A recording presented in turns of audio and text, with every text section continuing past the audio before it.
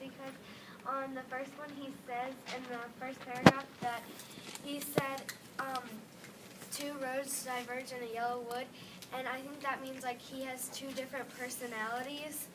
That he like the first path that he took doesn't fit him, and then in the second stanza it says, I took the other one as just as fair and having perhaps the better claim because it was grassy and wanted wear. So I think he thinks that like the second stanza or the second path is like it's more him and his personality is like with the path. I agree with saying like what saying. Andrew, go ahead, man.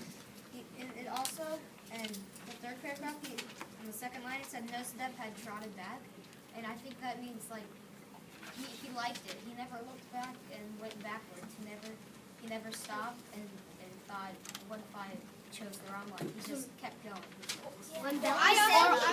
Dennis, go ahead. I want to agree with you, Andrew, because that's right. But with the two different paths, I think it meant like one path was like going down how most people, they just go down and they just get a job just so they can feed their family or just feed themselves. And the other path is going down a job or career that they really want to have. So maybe he wanted to become a poet, and that's the one he went down. Because there's less travel, because most people, they don't think they have high hopes. They know it's going to be fine. I agree with All right, Jackson, go ahead, and then we'll get some of the girls to chime in. I agree with Grace's on his personality and stuff because it does say because it kind of goes about with the lines that she said where it says because it was grassy and underwear, it was like kind of like everyone took their path that they knew was their personality, and but it says but when Bella says, I think it was a road that he didn't like to take down. I disagree with that because it says he wasn't. It's not like he was stuck on one path. Because it also says in the second stanza, then took the other as just as fair.